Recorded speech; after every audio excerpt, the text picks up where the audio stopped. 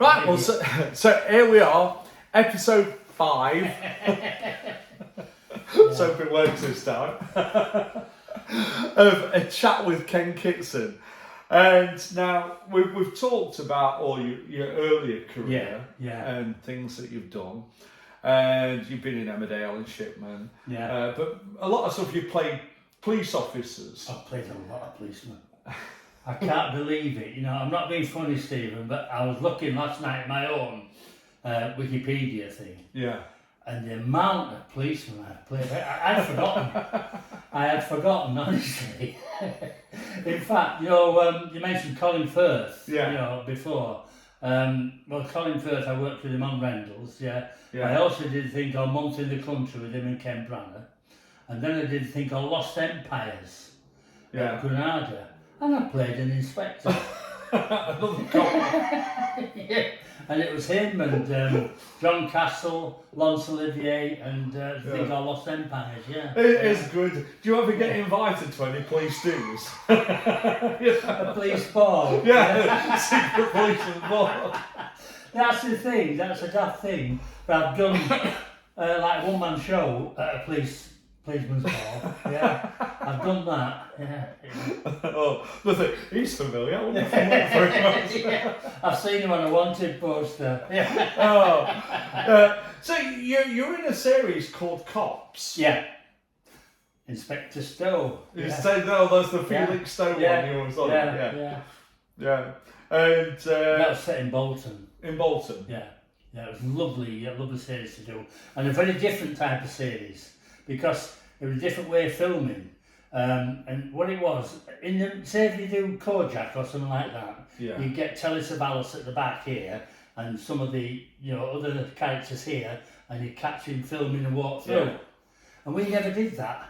We always had our main characters at the front, and with Cops, that's what they did.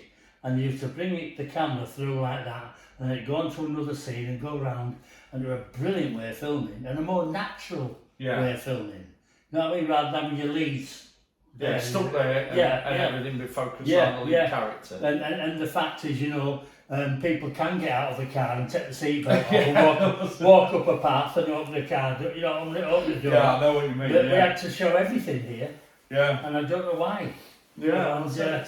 America have always done that, where the car will pull up and the next shot they'll be in the house, because the people and the public can realise that they can't walk up the path. It's just common sense, isn't it? You're going to get out of the car, you're going to make sure everything's off. Exactly. You're not just going to, I'm there, and I'm there.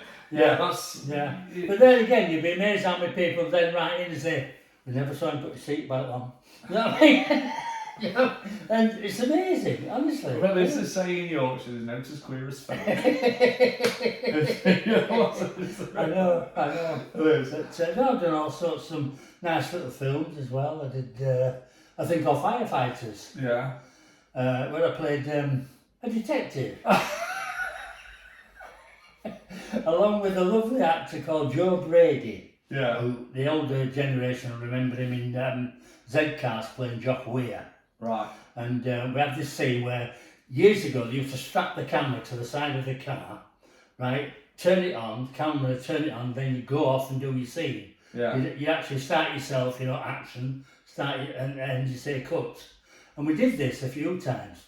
But we went for this one scene and we set off, me and Joe, and we started the dialogue and it went perfect, right? So cameraman played it back and all he could hear was...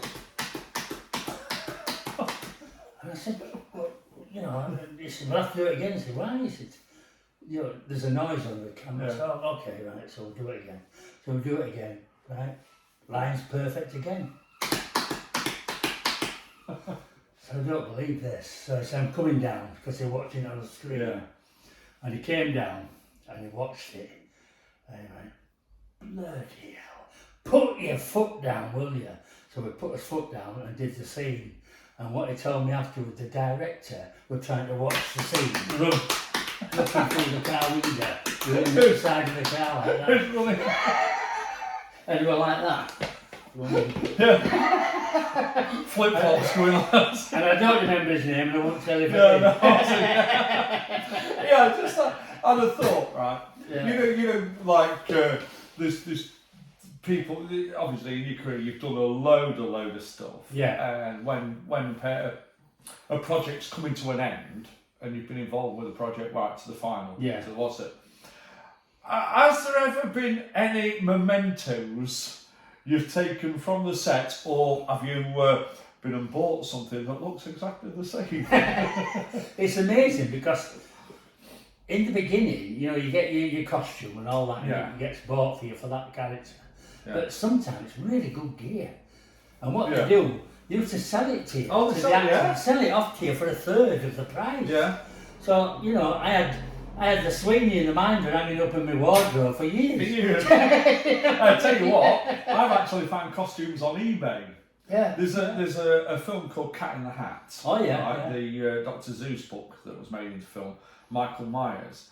And I was on American eBay one day, and I just thought, I saw this suit, Mr. Humbleflube. It's a bright yellow, 3-piece woolen suit. The material's been made for the film. Yeah. Right? And it was on sale. They were clearing the stock from the props. Yeah. And I thought, I'll put a bid in. I won it. Wow. Right, I won it. It cost me £111 from America. Yeah. Right, and it came with some bright green Italian loafers. I'm not being funny, Steve. Not many people can wear it. Yeah, but I can wear it. You know what I mean? Yeah. And so I got this suit and everything, and in it, it's got the actor's name in the pockets and everything. It's Sean Hayes. Oh, right. It is. Was in Will and Grace and things like that. Yeah. And so like I just and I just got this. Wow, we've got this green used suit, Mr. Humbleflube out of the film. And in the film itself is at the very end.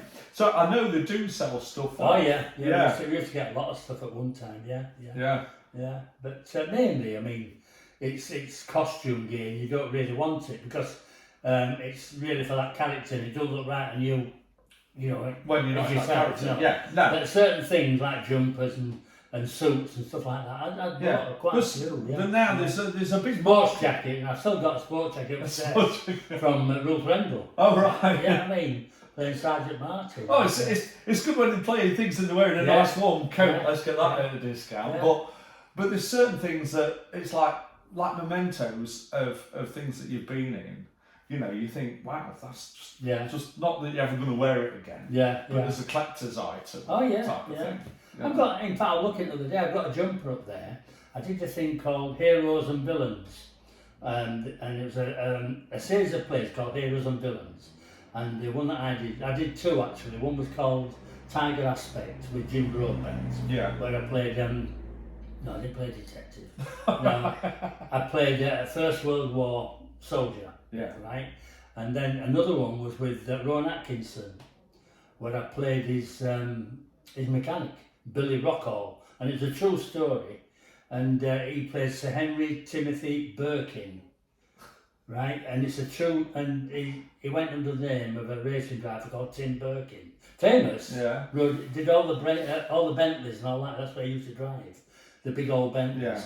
And we actually filmed it at Brooklands, where they did the driving. Wow. And so I played Rowan's mechanic, Billy Rockall, and I got a jumper from that, you know. I saw it the other day, you know what I mean? But that was lovely. I'll say, it must be you great mementos when you, you know, if you bought them and you've got them and you think, look back on your career, it's amazing. I've got some questions here. Right. And you've been in some medical dramas. Yeah. And, you know, so like, mental health is a big worry with regard actors. It's become, obviously now people talk about mental health more. How do you, because obviously a lot of actors suffer with resting and not doing things ever. How do you keep yourself sane when you're doing things under pressure? Occupying your mind more than anything, Stephen. I really do. I think it's occupying your mind.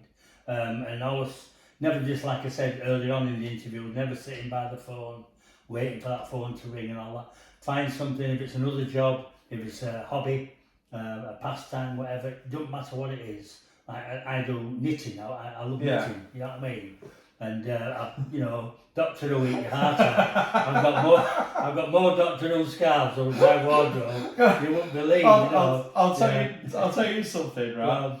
I knit. Yeah. Right. I don't knit regularly, but but when I was a kid, we went through that stage where we were making Doctor Who scarves with those chunky needles and everything.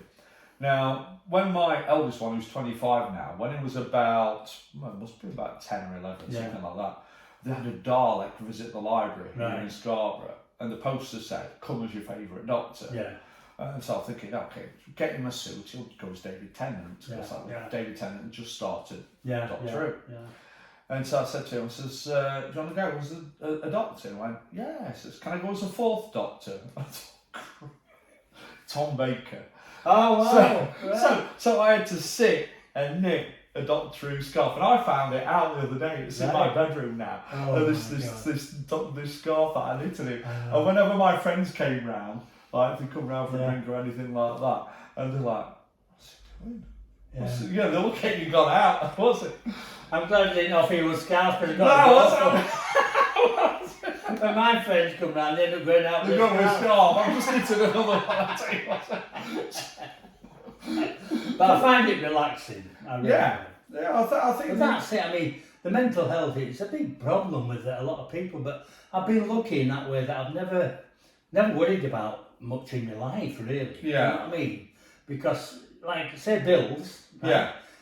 If I haven't got the money, no point worrying about it because I've got it, right? And if I've got it, I won't worry about it. I'll pay it. And that's my way of philosophy of life, really. Yeah. And I've never worried about much at all. And that's how I got through life. Really. I've always been a worrier. As I was younger, I was really a worrier, and I've always panicked about all sorts of things. Overthinking more than anything. I think that's what you think. And things you might panic, but you can't do about it. But as you get older, you learn to, I have. I don't know everybody has, but I've learned that you can let go. Yeah. And as you say, why worry about something you have no control over? Exactly. Basically, because if you can't control it, you just don't worry about it. Just deal with it, isn't it? Yeah. And I think that's like with the pandemic. It was like you could sit there thinking, "Oh God, I'm going to get this, or I'm going to be this, or I'm going to be that." It's like, no, well, just whatever happens, just deal with it. Yeah. The lockdown, I've redecorated my whole house. I've painted every room. And I love decorating. I always have done. But I've redecorated my whole house. Recarpeted, upstairs and everything. Yeah. So that's what I've done in lockdown. I've got the outside to finish. You've got the outside to finish. Yeah, it'll do. Got the ladder there, but I haven't done it yet. But Oh, you're getting up on ladders and things like that. But also, right, when you approach a role, or when you get offered a role, right, what is the first thing you do? It's important to read the script. Sorry about that. But once you've read the script, you go through it, you pick out passages or little bits what people have mentioned about you as your character. Be it your age, the way you look, what you've done, if you've got a limp or whatever, it don't matter. You know what I mean? You pick out all those things, and that's how you build that character. So you get history of the character. Yeah. It could be, what his job is. It could be a shopkeeper. It could be a coal miner. It could be a butcher, whatever. And you've got something to work on then. Yeah. Never impose something on a character. Saying, I want him to be this, right? That don't work. Yeah. All right, it might work for on the screen, but as a character, really, it's not been genuine to the script, if you know what I mean. And that's what you've got to do. It's like I said to you before, you don't, just remember your lines or whatever. You relive your lines. Yeah. So that when you deliver a line to me, that's the first time I've heard it. Yeah. How many times I've done it, and how many times you've done it. When I deliver a line to you, that's the first time I've said it. Yeah. And that's hard to do, and especially on TV, on films, because you're doing maybe 10 takes sometimes, right? Usually I'm pretty good, you do 1 or 2. But if you do up to 10 takes, you've got to keep that fresh. That honesty. All the time. Yeah. And you know, look into the person's eyes and everything else, and you've got to have that originality that it's the first time you've ever heard that. Yeah. But when you take it back to theatre, it's got to be the same. Yeah. Every night, 7 nights a week, it's the first time you've heard them lines. Yeah. Otherwise, all you're doing, reactions have got to be all you're doing is remembering what the guy said last night. Yeah.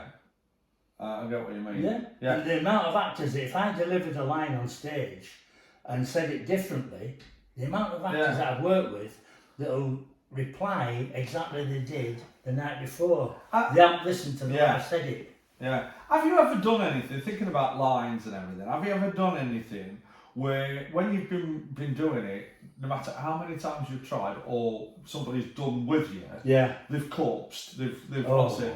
And no matter what they do, and the line has to be rewritten or something. Yeah, you get to a certain stage sometimes, you think, I just cannot do that line, right? Yeah. I've actually, in Cops actually, there were a line there and I just couldn't get it. And it wasn't a difficult line, but I couldn't get it. I ended up punching the wall. Now, luckily, it was a polystyrene wall, because it would have been a stone wall. I'd have still punched it. And I was that mad with myself, not mad with the writer or anything else, myself. I couldn't get my tongue around it. I don't know what it was. We did it in the end, but we broke it down. Yeah. Which is a good way of doing it, you know, rather than say, if you have to do the line in one, straight through sort of thing, and it's not working, if you break it down and just a little pause or a little look or whatever, just to make it work for you. And that's a way of doing it. No, just a thought. I was just thinking there when we're talking about lines. It's like, my hard bit when I do anything is like learning the lines. And do you have any specific way of how you learn your lines? A lot of it's just reading it and going up, reading it as many times as you can, and then just covering it up, going through it, and if you don't get it right, go back to the top again. That's how I do it. Repetition, basically. Yeah. And another way, years ago, I used to do it where when the cassettes were around, and a little cassette player, what they called a Walkman, weren't they? Walkman, years ago, and you used to have these little earphones in and go to sleep with it. You know what I mean? So I'd have the lines going in my ear all night, sort of thing, you know what I mean? And wake up, and it's amazing how much you've learned in the morning.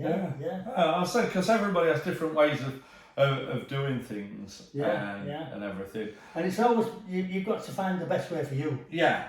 There's no set way of doing it. Yeah, because I mean, it's like what works for you may not work for me because we're different people. Yeah. And we have different ways of doing things. Yeah. And so, it's no good. It's like with a role, when if somebody, you not saying you're taking over the exact character, but when you're given a role and you're replacing somebody else, you've got to bring your own person to it. Not... And you can't, like we said before, you can research, obviously. But just quickly, I did a thing called, at Granada, called The Messenger, I think it was. And I played a psychopath. Now, we can't research a psychopath very well, you know what I mean? Because not much you can do about it, right? And it was a guy that had escaped from prison. And we did it in Manchester, in Moss Side in Manchester. And it was going really well, and all the kids were watching. But the little devils, what they did, they started saying all the lines before we did. They knew them that much, because we went through it that much. So every time we said action, they came out with all the lines. And in the end, we'd ask them to be quiet, they couldn't do it. We had to move location. Oh, I'll tell you what, it's like a gangway, like a walkway between the flats. And they're all on the top there, and they're all giving all these lines. And they even said, you know, right, Ken, action, and they did everything. You know what I mean? And it's like we just couldn't work. That must be really difficult at times when you go, because when you do a location shoot, they're calling off where they're filming. But there's always people just at the barriers or wherever watching. We did the thing, Mappa Lucia, like I said to you before, which was set in Rye. And it's about 1920s with Nigel Hawthorne, Gilday McEwen, Brunella Scales, and I played a chauffeur and drove a 1924 Rolls Royce, right? And we did that, and we did a scene where we'd already worked there and went back to do another scene. And the guy in one of these, it's like a courtyard, and the guy in one of the flats was playing music, right? Now, this is the 1920s, so he's playing Radio 1. So the director, you know, the assistant, the director never does it, the assistant went and asked him kindly if he mind just turn it off while we just filmed, and then whatever. He wouldn't do it. And in the end, it cost that company £1,000 for him to turn his radio off. Because we couldn't relocate because we're all different. So they'd pay him £1,000 to turn his radio on. Oh, God. Yeah. And that was another one where we had a scene where by the sea, where I'm in the, years ago, men used to wear like these one-piece costumes, you know, like women do now, one-piece swimming costumes. Yes, yeah, the bathing suit. Like Burt Lancaster from Here to Eternity. Yeah, I know what you mean. Yeah. But we had to run into the sea and run back out. Now, the thing is, Stephen, they were made of wool, right? So, you're running out of the sea, I'm not being funny, but your crutch is down here, right? The director, a bit like trolling. will you do it again? He said, and what we'll do, we'll just fill it on the waist up. Yeah, lovely. Swimming costumes. Yeah, that's one thing I didn't ask for. But that was another thing, folk, that kids don't get now. As years ago, we're on about knitting. We used to have everything knitted, you know, including swimming costumes and things like that. When you were as a kid, you used to do cork work. Yeah. You do cork work with a bobbin.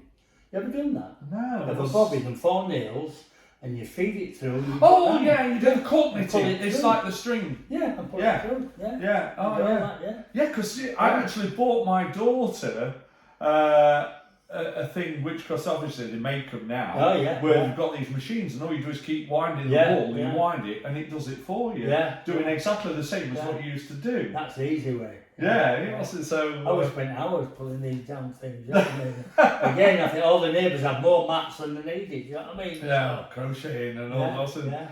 It's a strange one. Yeah. Another thing.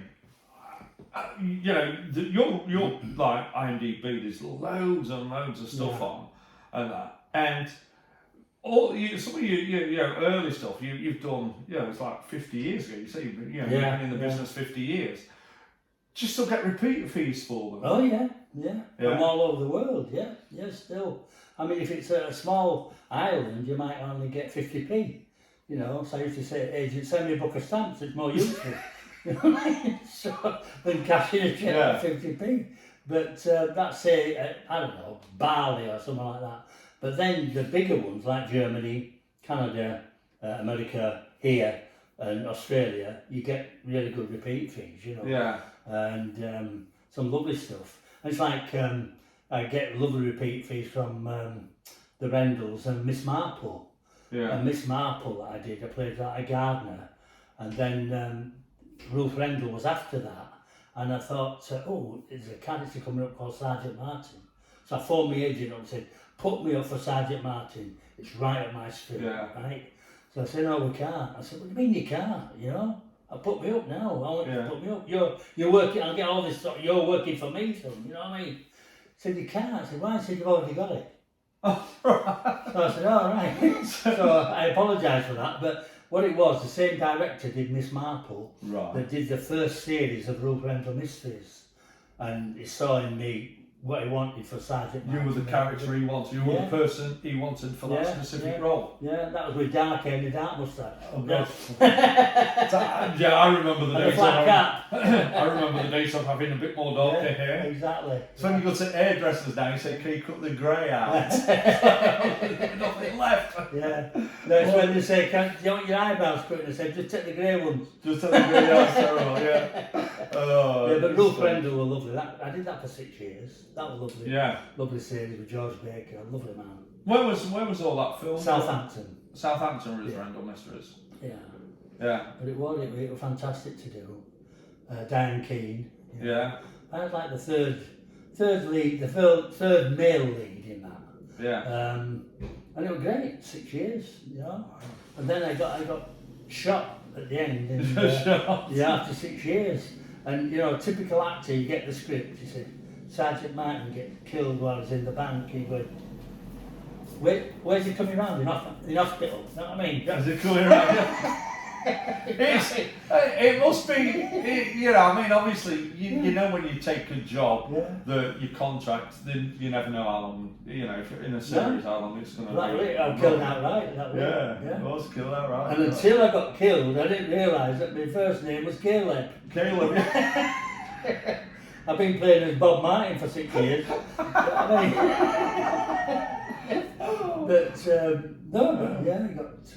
He got shot in the bank and that was it, Oh my goodness. But I didn't know until I got the script. So they didn't give you any prior warning? That's the evil part of television. Yeah. If your contract's up, your contract's up. That's nothing's set in concrete at all, you know what I mean? Yeah. Everybody, I don't care who they are, how big a name they are, everybody is dispensable. Yeah. Oh, it's a business, isn't it? And I've seen young actors in things like Emmerdale say to me, "Oh, you can't get rid of me," and then 3 weeks down the road they've gone. You know what I mean? And it's that sort of thing. Because if the scriptwriter comes up with what the producer thinks a good idea, you've got to roll with the idea. If it's the story, it kills somebody else. It kills somebody else. Yeah, I mean, at the end of the day, it's the story and the that makes the entire product. Oh yeah. You can't just focus it around keeping somebody happy and in work. Yes. And that, I mean, just going back on that thing, that Full Throttle with Rowan Atkinson. Oh, again, he's a lovely guy.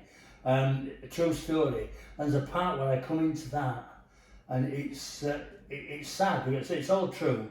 And then you have the exhaust on the side of the Bentleys, you know, on the side of the cars.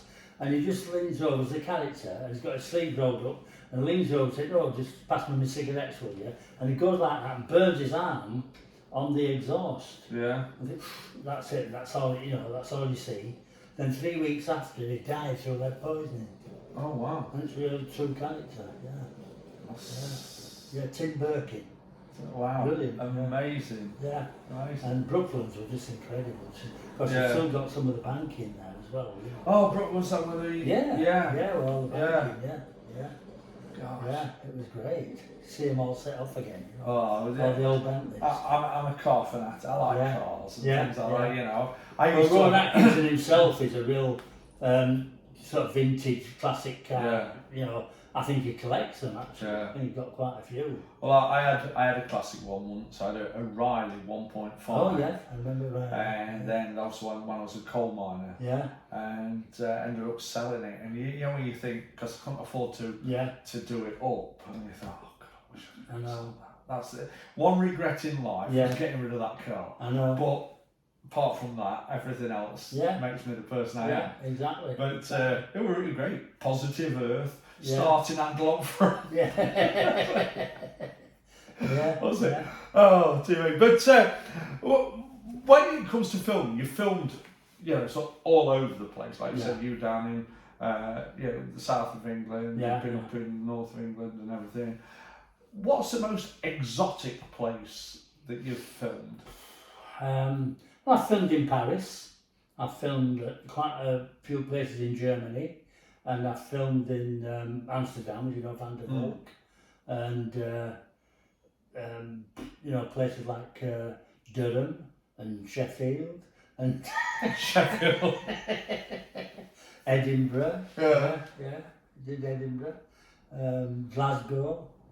No, but mainly, like I said, Germany was brilliant because believe it or not, I played a German policeman.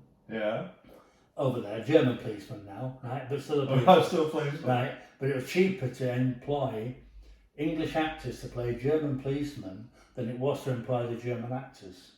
So it just showed what we worked for, and put us up in hotels. Oh my goodness! So we worked for peanuts. So the budget was and it was all about, you know, ladies of the night and all this sort of thing, and that's what it was. And at 3 o'clock in the morning, we're in the middle of Hamburg filming. And you've got all the real policemen, the German policemen running up and down the police station steps. Yeah. The actors, German policemen, running up and down the steps. The real ladies of the night running up and down the steps and being taken in handcuffs. And us with the other, you know, actresses that are playing ladies of the night up this side in handcuffs. You know what I mean? And unbelievable. And we got you get a break, and I thought I've got to get something to eat. So I went and got some chicken nuggets and chips, right? So I got some chicken nuggets and chips, And this young lady approached me, beautiful young lady in like a ski suit, because it's middle of winter when we were filming, and they looked gorgeous. And she asked me, you know, if I wanted something on the plate, and I said, no, I'm fine. But would you like a chicken nugget? And she took a chicken nugget. So that was it. Yeah, that was my hamburger. Yeah. Oh, God, dear. And Paris, I think I did a commercial. I think it was about cheese or yogurt. I can't remember. Yeah. Yeah, one of those. But yeah, that was Germany. Oh, gosh. Lovely place. I like Germany. A lot of places there. And like I said, when I got the, we were talking before about Escape from the Dark, the Walt Disney film. You know, when I got that, I thought Hollywood, you know. Yeah. Durham, Sheffield and Pinewood, you know what I mean? But, well, you know, it's sod's law, you never get booked to, you think, oh, that's brilliant. And also, it's like I said before, when I got the agent rung me up about doing the Royal, and I'm thinking, fantastic, they're filming in Scarborough, don't have to rush. Oh yeah, and you say yes before they tell you location. Oh yeah, go on then, I'll do that. Yeah. And it's just like, can you go to Bradford for 7:30 Tuesday morning? So, okay, 5 o'clock start. Yeah. Hey, you're going on the medical things. Another thing, it wasn't a medical series, it was a thing called By the Sword Divided. Yeah. Set at Rockingham Castle, where I played like a sergeant gunner, you know, the Plantagenets and all that sort of cavaliers and all that sort of thing. And the makeup had all these powder burns, you know, because he used to set the cannons off and all that sort of thing. So what they did, I stood by the cannon, ready for it to fire, and it went off, and I was that close to the cannon, it shattered my eardrum. Oh gosh. Really, the noise of it shattered my eardrum. And when he'd done, the director, rather than move a Land Rover 2 miles away, you know, get somebody to move it, he moved me instead, and I covered where the Land Rover was. So it was a period piece, so it's going to have a Land Rover. And it literally shattered my eardrum. Oh, Jesus. Rushed me to hospital, right? Yeah. And I'm like, this is all in my ear. Going out in costume and everything, right? So this nurse dragged me through all the people, queues of people, and thought all the burns, thought these were all real. So I got right through within 30 seconds. So it was your eardrum, but she thought it was all... So I think it was Nottingham Hospital or something like that. And I got straight through to the front, right? Because she thought these, what had come from all the burns. Oh. I said, no, it's me here. Apart from what you was, has there anything when you've like done period costumes and things like you're on your breaks or everything? Yeah. Has anything ever happened that's just been totally, you just think this is crazy? You know, like in what way? In like the way people react to you or something, they just think it's, you know, just it's frightening sometimes that people believe, you know, the TV, you know. Yeah. A friend of mine did a thing called, I think it was called Newcomers, years ago. Yeah. An actor called Jeremy Bullock, and he played this character who left his wife and was messing about with somebody else, right? And he gets on the bus, middle of London, and this woman beats hell out of him with an umbrella. You know what I mean? And that's how much she believed. Oh, right, so she believed that it was messing around, it wasn't, but it could be happily married. They can't distinguish the character from the actor. No. And it's like John Slater that I mentioned before that got my first agent. He played Tom Stone, and the one episode of Z-Cars, he had his birthday. Yeah. Now, that was the BBC. Now, the year after, the BBC didn't remember what day it was just an episode. Yeah. But they get thousands of cards, birthday cards for Tom Stone, because the public had remembered. And that's how the public are. People, it becomes a major part in their life, I think. Yeah. Particularly television, because, you know, I remember getting this first colour telly. Yeah. Right? Because, you know, you can run home from school, turned it on, and it were whirlybirds that were filmed in black and white.